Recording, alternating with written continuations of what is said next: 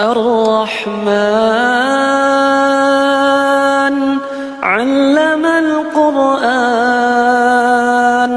خلق الإنسان علمه البيان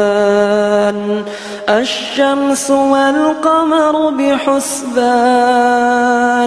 والنجم والشجر يسجدان والسماء رفعها ووضع الميزان ألا تطغوا في الميزان